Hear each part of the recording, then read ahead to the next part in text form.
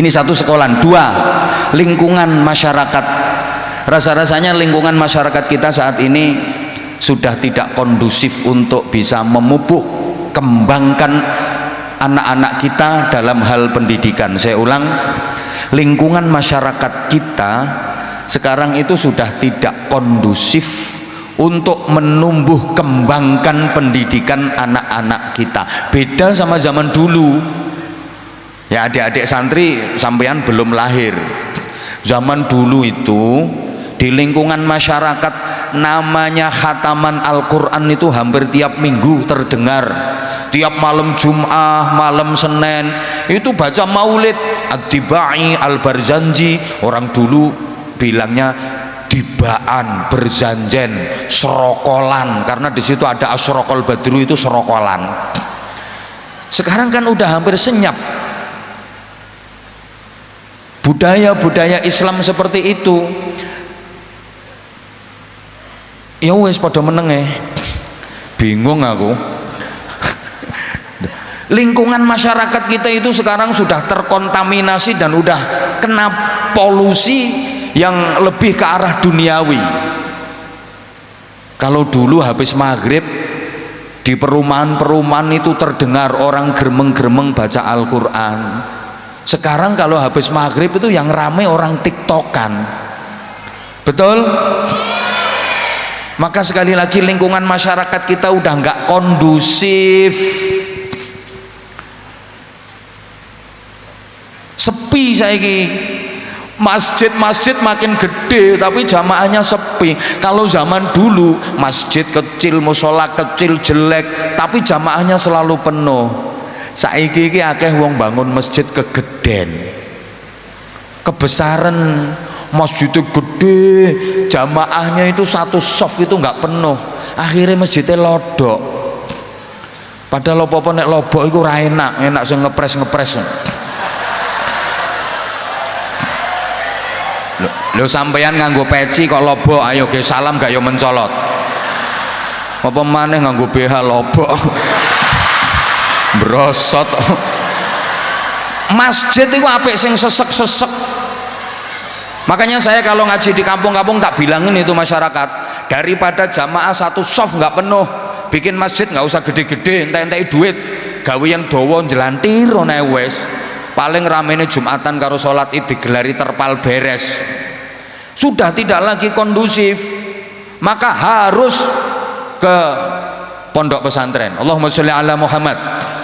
Dah, yang ketiga, orang tua. Ini pilar utama pendidikan.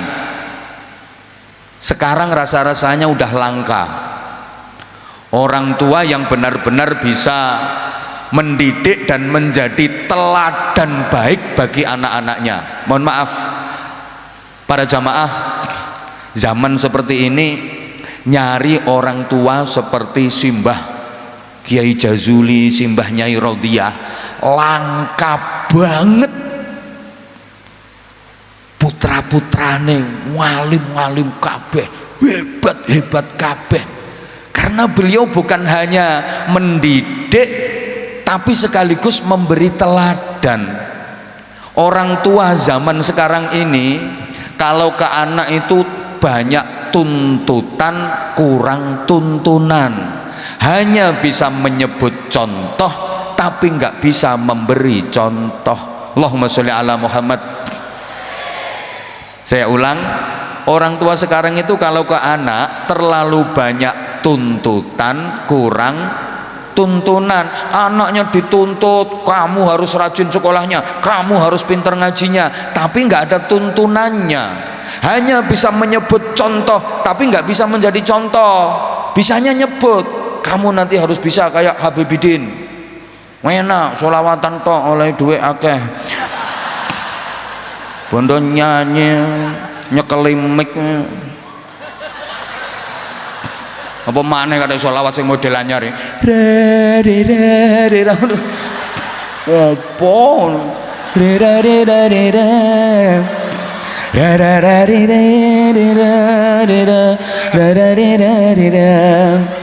Nek ngono kuwi Luki, Afi, sampean ya ora dicatet sholawat.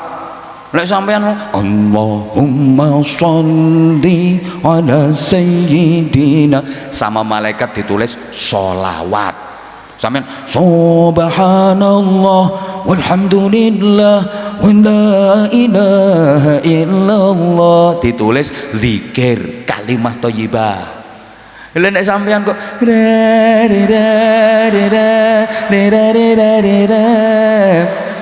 ya ambek malaikat ditulis drenginging. Lho rumangsamu malaikat bodoh napa? Apa maneh teko nggone majelis sholawat, lesane gak maca, atine ya ora nyantol, pikirane ora nyantol, mek tangane tok sing ngono. Iki karo malaikat ditulis senam.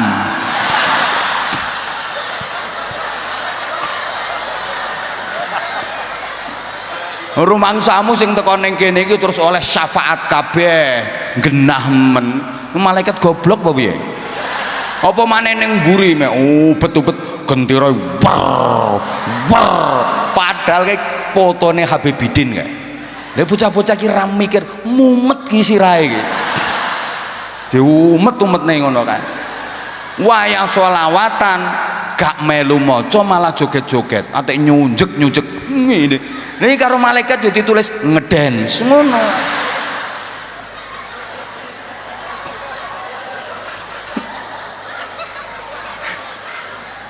Ya Allah, orang tua sekarang itu hanya bisa menyebut contoh tapi nggak bisa memberi contoh.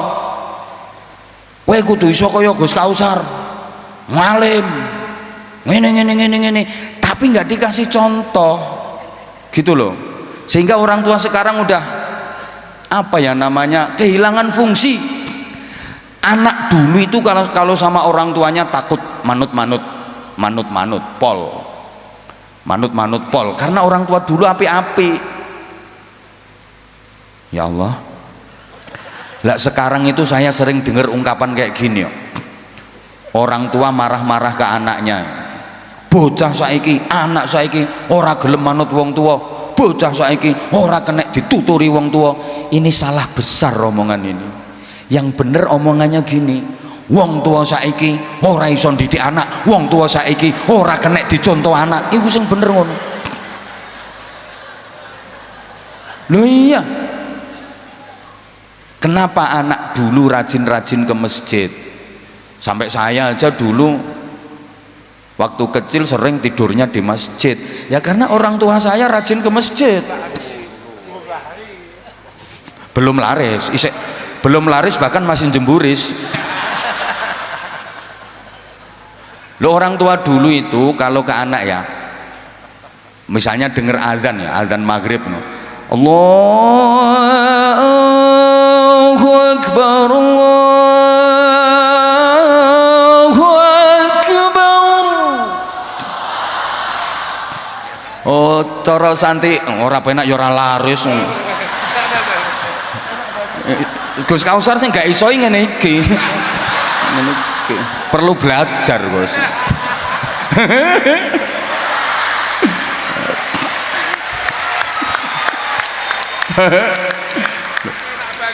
Enak banget, baru tahu dia. Bahaya. Aku udah masuk dapur rekaman kok. Ada azan maghrib itu orang tua dulu kalau ke anak, ayo leh nang masjid, iki bapake wis sarungan, klambenan, kalungan sajadah berangkat ke masjid. Lah ada contoh gitu anak yo manut, ibu yo berangkat nang masjid. Sekarang ndak ada azan, enak Gus, rungono Gus. Ya azan. Kalau orang tua sekarang gini, misalnya ada azan isya dari masjid ya, hayya 'alas shalah.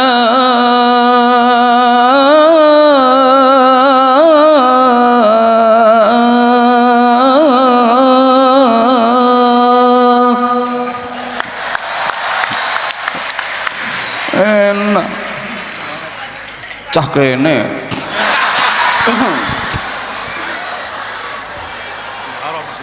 Mencah kene sabane merono mrene kok. Sekarang orang tua misalnya ada azan isya dari masjid terus anaknya dibilangin, "Ayo neng masjid."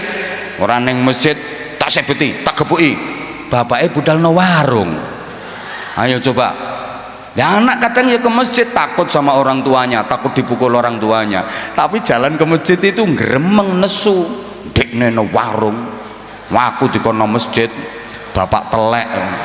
Nah, jadi sampai ada bapak ditelek-telekkan sama anak ini, ya salahnya bapaknya sendiri. Anaknya itu nggak sadar kalau dia itu ternyata anaknya telek.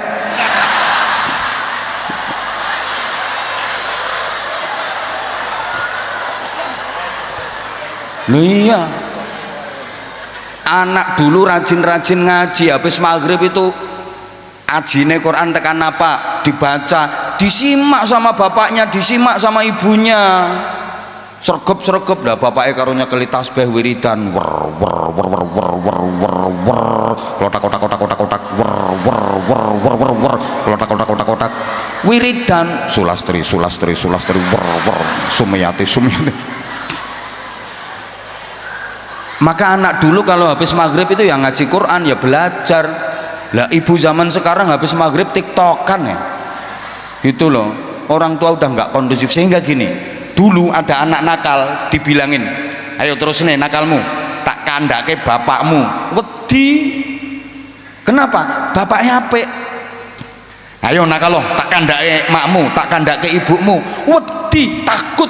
Karena memang bapaknya HP. Anak itu nggak pernah ngelihat bapaknya nakal, anak nggak pernah ngelihat ibu elek, sehingga omongan tak kandake bapakmu, tak kandake ibumu dulu ampuh mandi, saiki gak mandi blas. Ada anak nakal diancam, "Ayo nakal lo, tak kandake bapakmu." "Dang kandakno, gak wedi wek." Iya sekarang gitu loh. Makanya dulu misalnya ada anak ya nyuri mangga, koyok sarungku cap mangga,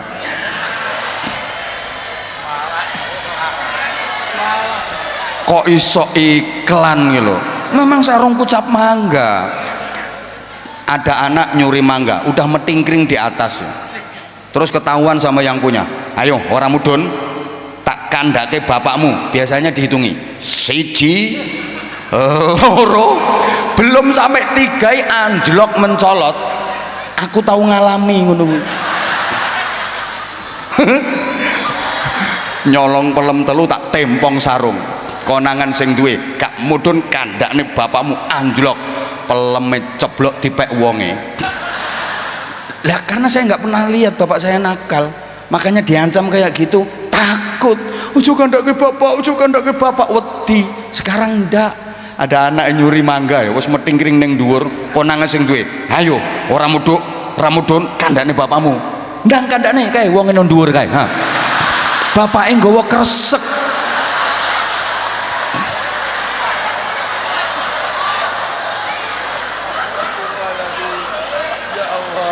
Gitu. Harusnya orang tua itu belajar dari ayat Rabbana hablana min azwajina wa dzurriyyatina qurrata a'yun waj'alna lil muttaqina imama. Allahumma sholli ala Muhammad. Pelajaran dari ayat ini diantaranya orang tua harus berani ngomongin anaknya, "Nak, kamu boleh punya guru siapapun, kamu boleh punya ustadz ustadzah siapapun, kamu boleh punya guru besar, tapi gurumu yang paling utama adalah bapakmu ini, Nak. Waja'alna lil muttaqina imama." Orang tua benar-benar bisa menjadi pemimpin dari orang-orang yang bertakwa. Siapa? Azwajina wa dzurriyyatina.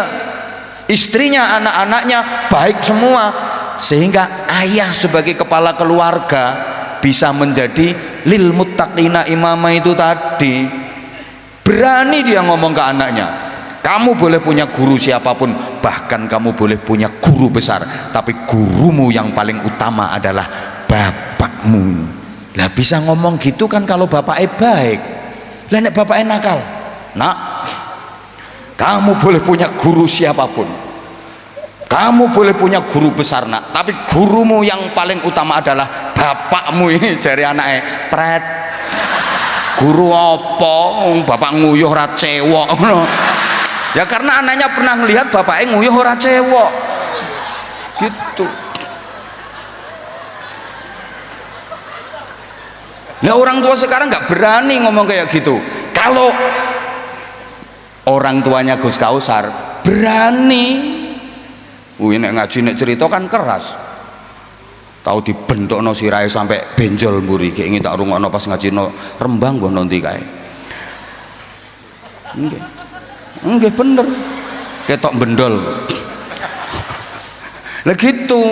Karena memang bukan hanya sekedar mengajar, tapi betul-betul memberi contoh dan teladan. Nah, ketika 3 pilar utama pendidikan ini sudah kehilangan fungsi, solusinya apa?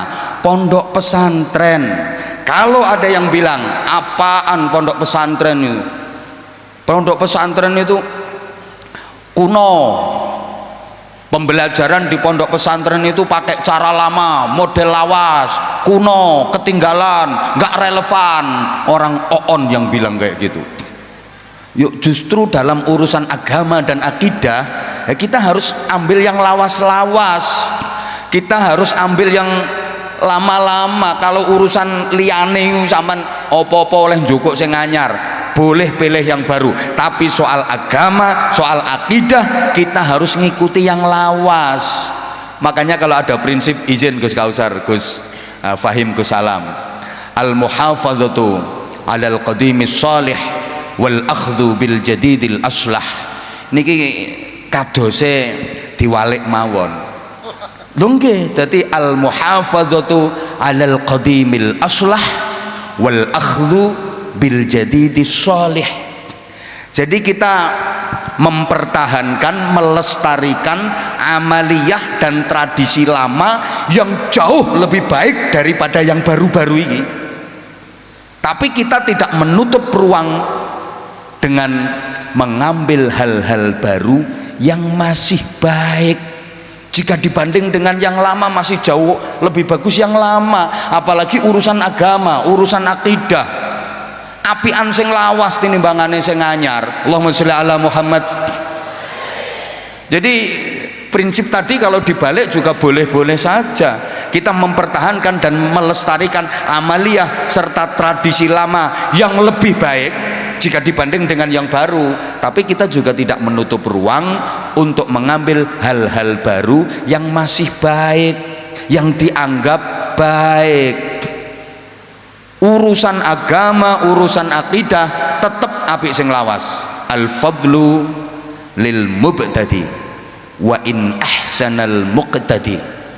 Keutamaan tetap bagi pendahulu, perintis, muassis, walaupun generasi penerusnya, generasi-generasi berikutnya lebih baik. Nilai keutamaan tetap bagi pendahulu.